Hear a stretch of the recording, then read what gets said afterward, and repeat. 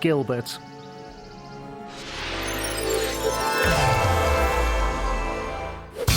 I'm Rhod Gilbert, stand-up comedian. People tell me I've got the toughest job in town, but I'm sure I'd find other things far more difficult. So I'm ditching my regular job and trying something completely different. This is my work experience. And this week, I'm a scout leader. I couldn't wait to get stuck in. Singing Gingangooli in a pair of little grey shorts and getting badges for being nice to a cat is how I like to party. So I woggled down to a scout troop in Swansea to meet some of the leaders. I'm Carol. Rhod Gilbert. OK, but my cub name is Ricky. Our beaver name, scout name, is Ricky. Your cub name or scout name or beaver name is Ricky? Yeah, but my real name's Carol, but you can call me Carol. Okay? Right. All right. And you're Rhod. I'm Rhod. Right. You can call me Rhod. That's my all name right. for all occasions. OK, come on in then.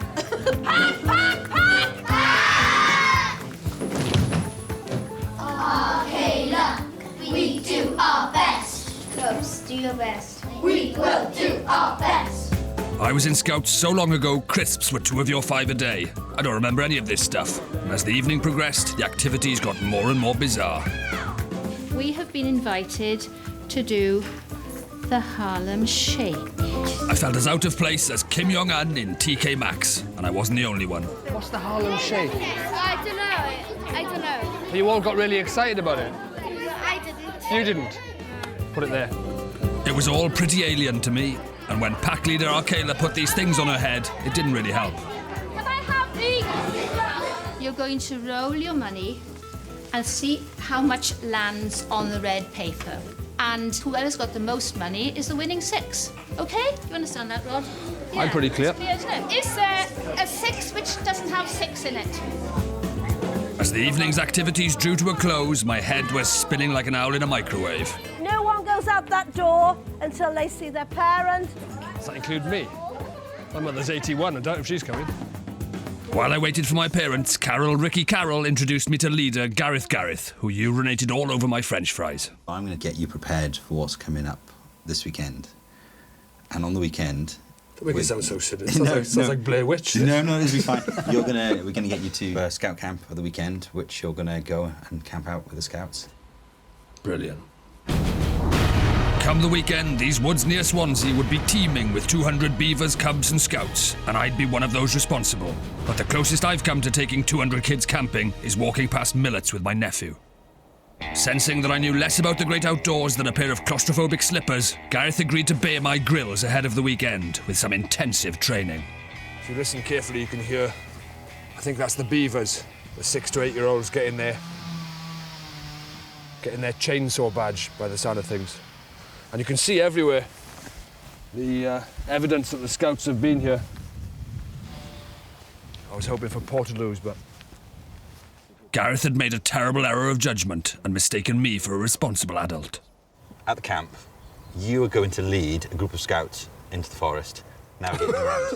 Yeah. So I'm getting you prepared. And back out, presumably. That's the idea. Back out and then round, get them home perfectly safe. So you need to know how to navigate around some forest. So what I've set out is a mini trail here. I once got lost for 2 days in a shower cubicle, so Gareth set about polishing my navigational turd. I have 0 spatial awareness. Honestly, if you spun me around in my own kitchen and then took your hands away, I probably couldn't find my way out. We should just look around.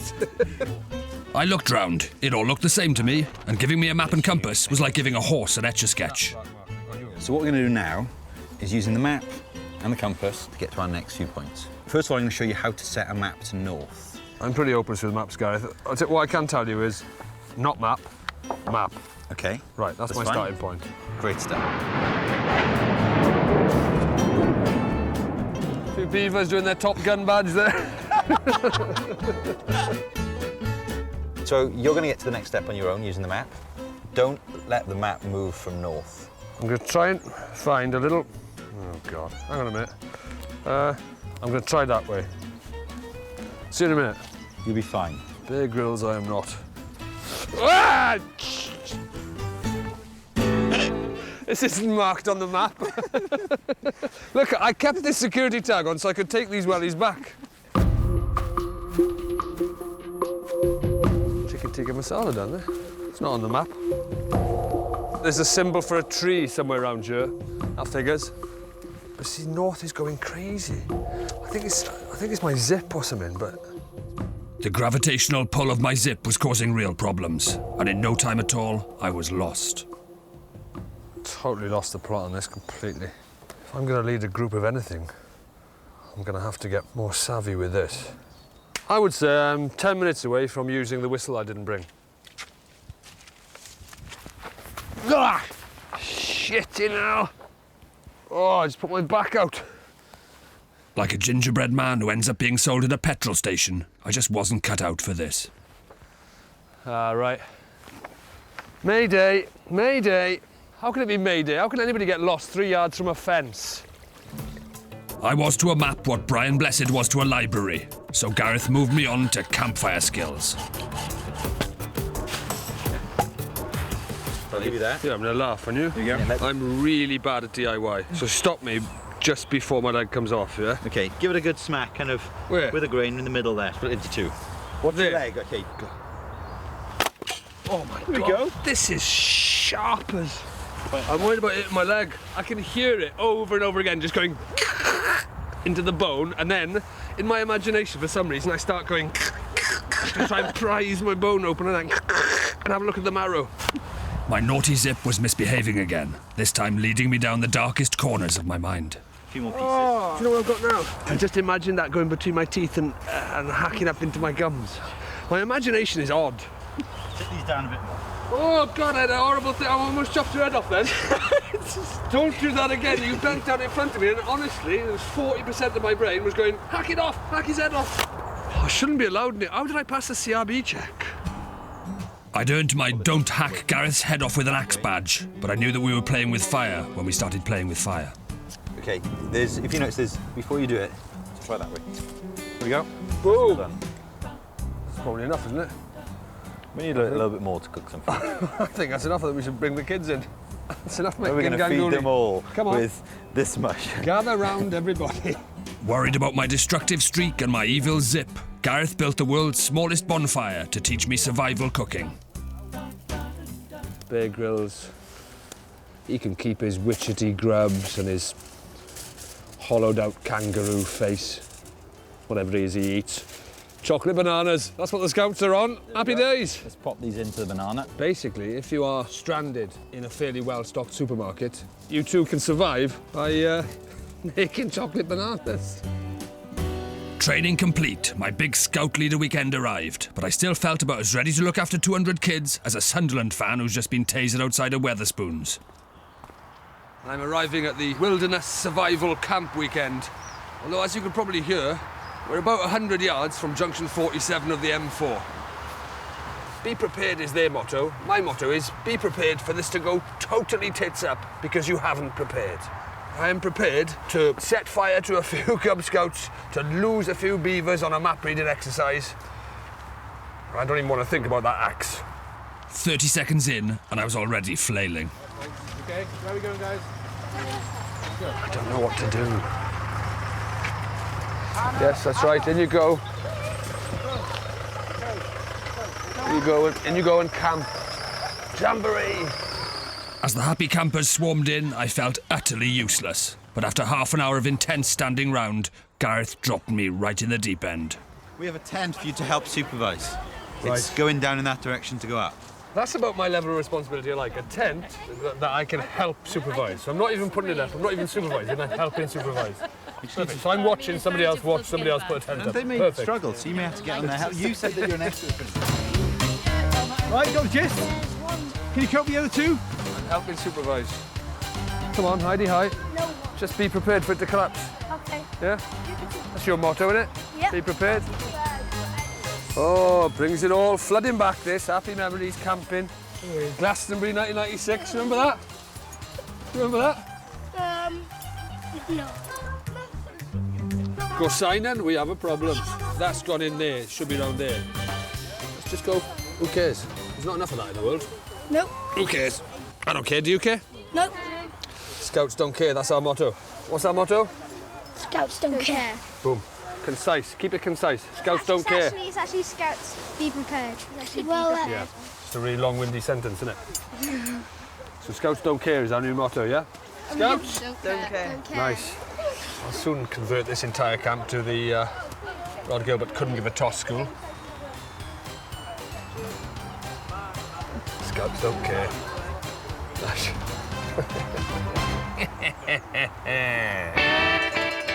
It was only the opening ceremony, and I already knew I was going to struggle to be a responsible leader. But like a rabbit who's been hit at 90 miles an hour by a runaway spas, I couldn't walk away now.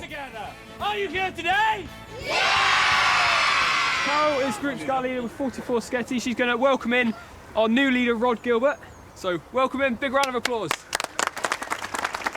Thank you. Right, now before Rhod can join in with us, he hasn't been invested yet. So, Rhod is now going to be invested in the 44th Scout Group. Am I? Yes. First of all, stand properly. Like, you know, nice. Yeah, okay. I'm going to put your 44th necker on. And now you're going to say your promise, okay? That's right, yeah. That's good. On my honour. On my honour. I promise. I promise. That I will do my best. That I will do my best. Do my duty. Do my duty. To God and the Queen.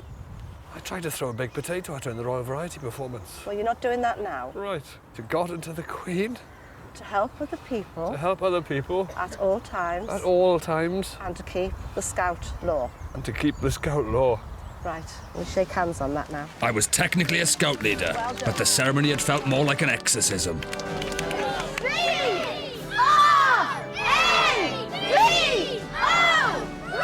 I was worried my head would revolve 360 and spew green stuff into Carol's face, but luckily I'd taken precautions. The camp came alive. If God and the Queen did turn up, there was loads to do, and the other leaders got straight into passing on skills through the fun activities. I'm about to get given my group for the day. I sort of look the part. I'm just not very scouty. I'm the opposite of a scout. I'm the antithesis of a scout. I am the anti-scout. I set off round the camp with my group. As a Scout leader, I'd promised to help other people at all times. But to Gilbert the anti-Scout, it didn't come naturally. Ooh, come on, you got one more to get it in that yellow one. Can you do it? Yep. I bet you £3 you don't get it in the yellow one. 3 smackaroos. Come on! You're Come putting on, me get off! on with it! You're putting me off! I'm not putting you off, I'm trying to help.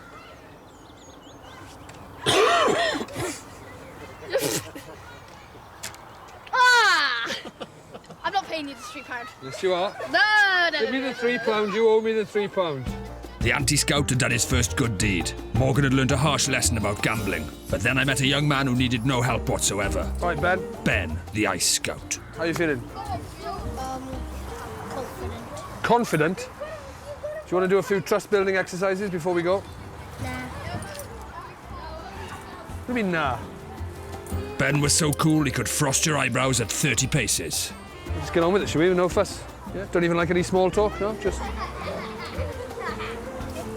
Don't want to waste your time or anything, Ben.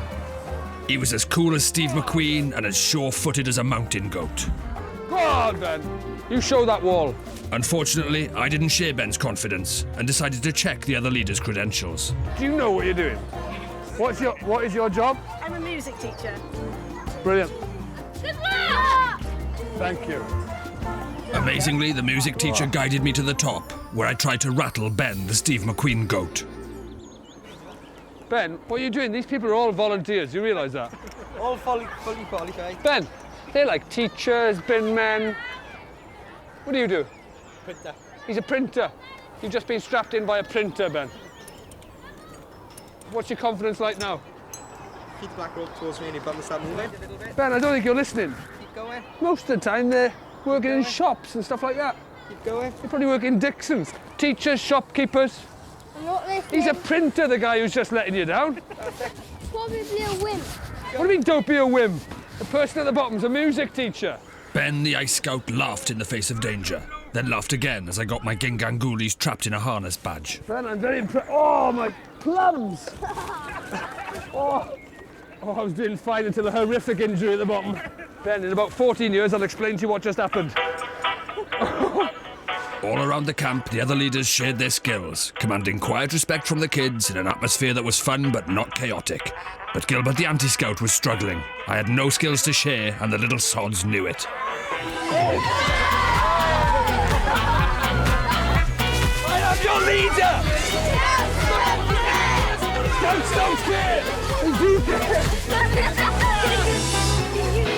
I was commanding no respect, and apart from a new motto, I'd contributed nothing all day. Well, almost nothing. Rod, were you telling ghost stories to Brett and Harvey? I wasn't telling ghost stories to Brett. Yeah, but you were like that this place used to be haunted. No, it is haunted now. How come it's haunted? Do you not know the story of the boy with the box? He choked on a chocolate banana on this very spot.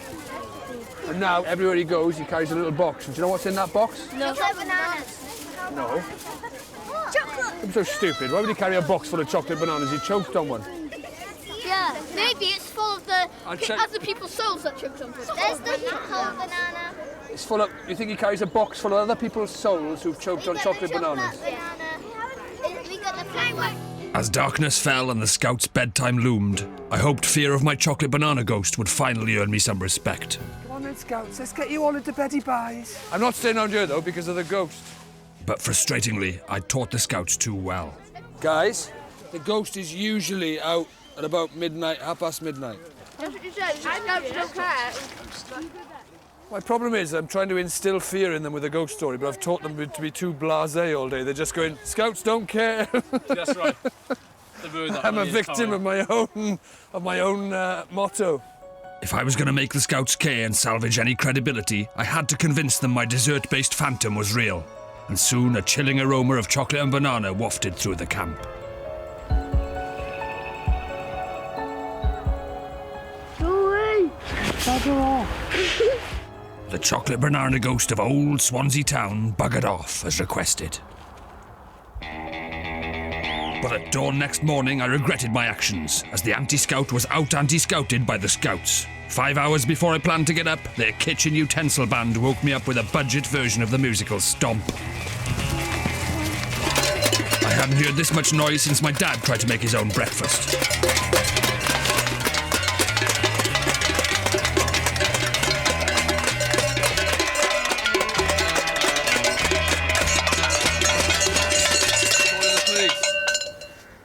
I'm literally calling the police.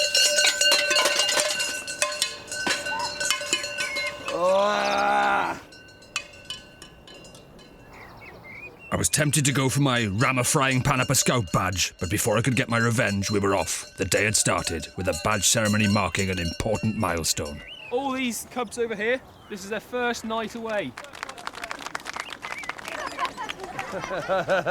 First night away from home.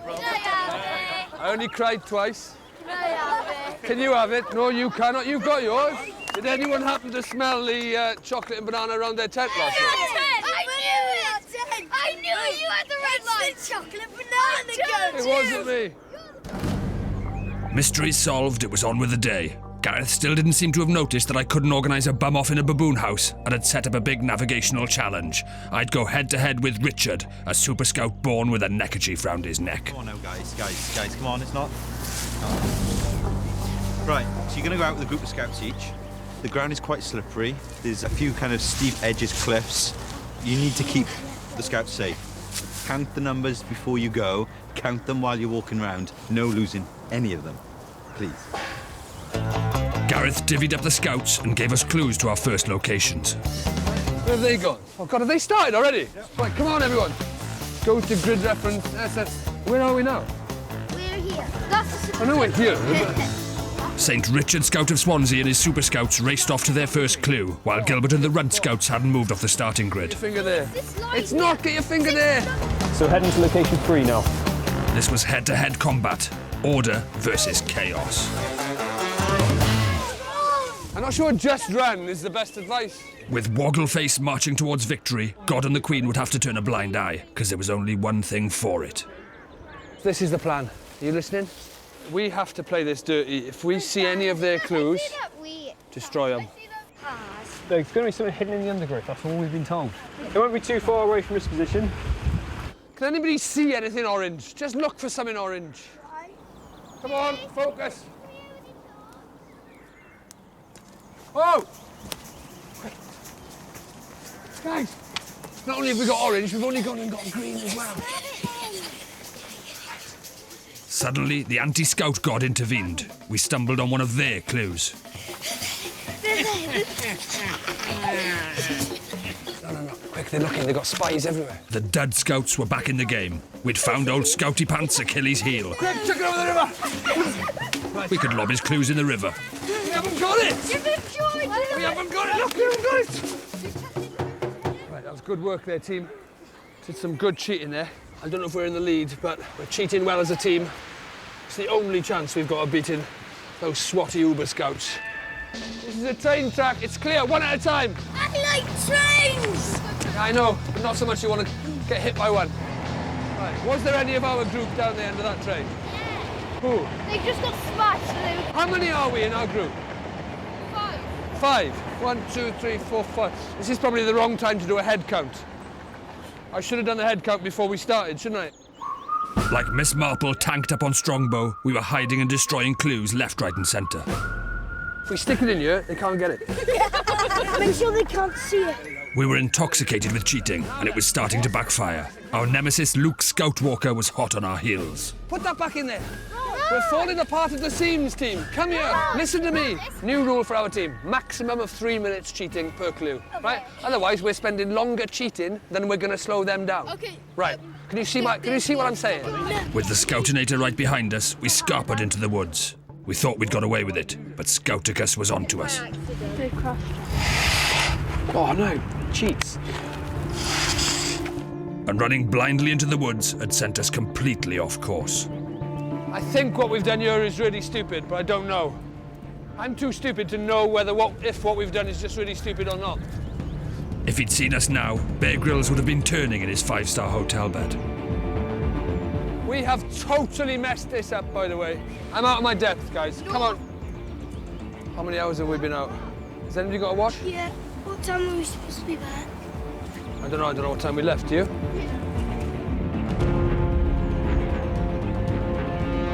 I knew less about wilderness survival than Paris Hilton's Chihuahua, but a bad scout leader always blames his scouts. Where were you when you were taught these things? Have you got your map reading badge? Have you? No. Have you? We haven't got much badges. You haven't got much badges? From Scouts? From Scouts? Where have you got them from? Blue Peter? Come on. Yeah, we have. What was supposed to be a few fun-filled minutes had turned into a 3-hour nightmare. It's an absolute disaster. Where is that place on this map? That's what we don't even know that. Why weren't you listening in cubs? Tired, cold and hungry, the Scouts don't care nonsense was just a distant memory. My runt Scouts did care about going home. Did you see a fence or where a fence used to be? Oi! Come back! I stood in dog shit again! Somebody clean up after your dog. Keep the country cold. Come on. Did anyone bring any little snacks or energy bars or anything like that? You're hungry. I'm hungry. That's why I'm saying it. Sooner or later, we're gonna die. It was over. We had no way of getting home. We were 10 minutes from certain death. We were doomed. You've got sat-nav on your phone? I think so. Oh, my God. With their trusty sat-nav, 6 minutes later, we were pretty much home. Did we take any supplies with us? Any water, anything? Nothing. Did you? Why didn't you tell us that 3 hours ago, Jay? I did, at the start. You didn't say you had anything. Yes, I did. No, you didn't. You didn't say I've got water. Does anyone want a drink? The defeated Runt Scouts finally limped into camp. The Super Scouts had been back for hours. It was game over for my childish anti-scout nonsense. You think I'd have learned something, but no. I set off with my group without so much as a bottle of water. I didn't even ask the time. I didn't even ask how long it was supposed to take. And I set off without even a bottle of water. That even annoys me a bit. In the real world, my attitude would have got us all killed, and the thought of dying within earshot of a motorway services with a postman Pat ride was just too humiliating. To be a good scout leader, I felt I should be useful on some level, and I was a bit ashamed that apart from a chocolate banana ghost, I'd brought nothing to the camp. Luckily, Gareth came to my rescue. There's an entertainer's badge, and I was quite hoping that you would help some of the Scouts and yourself earn an entertainer's badge. I could probably do some kind of little workshop thing where we workshop ideas, do a bit of sort of almost observational stand-up about being a scout. If you can encourage them to get that information out and how to do that and give them the skills of how to do that, perfect leader. Right, I'll give that a go. Next day, like a man giving himself a homemade filling with a Black & Decker drill, I had the bit firmly between my teeth. I was now the anti-scout, determined to prove I could impart a valuable skill. Tonight we're going to do some sketches, and with a bit of luck, if it goes well, you are going to earn your entertainment badge. Yay! And I am going to become a bona fide scout leader. Yay! You don't care, do you? No! Scouts don't care! Tonight the camp would watch us perform. Entertainers' badges on the line. I had a few short hours to turn them into little green Seinfelds. Lesson 1, projection. Scouts don't care! Scouts don't care! Scouts don't care! Didn't understand if it's loud enough. Lesson 2, facing the right way. You're not likely to get a laugh if you're looking away or looking down or something. Look at the audience as much as you can. Lesson 3, props. Lesson 4, hot dogs. Lesson 5, using a chair. Lesson 6, material. What kind of cheese is made of cheese? Cheese. Oh, what's the most religious? Thank you very much, ladies and gentlemen. Lesson 7, better material. Like, what's going on in the sketch? It's like all of us pretending to be leaders. When we're handing out badges. Yeah. It's a fake ceremony where you're getting your badges. What kinds of things are stupid badges? Killed by camp food. I got killed by camp food badge. Maybe the people who carry him could get the I carried a dead person badge. That's a good idea. Sorry, I don't think you're going to be very popular with the leaders. Yeah, but guess what? Scouts don't care! That's getting kind of old. What do you mean that's only been going a few hours? Be Prepared has been knocking around since about 1920. He's getting the worst comedian award. I'm getting the worst comedian. I'll come out and do the. I'll get the worst comedian awards. Yeah, right. That's funny. It's exhausting. But we're getting there. They're really creative, some really good ideas. It's really funny. We've just got to find a role for everyone. And then we've got to pull it off. As evening fell, an expectant crowd gathered round the campfire. This was our moment. I was as anxious for my scouts as I was for myself. Their entertainment badges and my I'm not a complete dick badge were all hanging on this. Are you ready?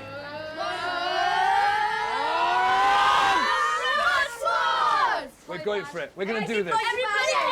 Ladies and gentlemen, welcome to our comedy club. I give you the Rhod Squad. I'm Mark Halen. Welcome to the awards ceremony. Pack, pack, pack! Pack! Pack! Pack! Pack! The Rhod Squad sketch parodied their badge ceremonies and the survival challenges of camping. I got the drinking urine award. And it's not even mine. Hey, where's my urine? And maybe this is what being a scout leader is all about. Volunteering your time and bringing what you've got to the party. Even if, like me, you haven't got all that much to bring. I got longest hair on my hot dog award. That genuinely happened while we were rehearsing. Congratulations, Rhod. Thank you. I got the worst comedian in the world award. But remember, folks. Scouts don't care! Well done, chaps. You nailed it. Give us a high five. Well done, Maddie. First thing I've done, but I've been here, where I've sort of brought a little bit of my world and a little bit of my skills to what they do. The rest of the time, just careering like a giraffe on roller skates from one disaster to the next. But it really moved me. I was really quite emotional. There's no greater feeling than helping kids. It's amazing.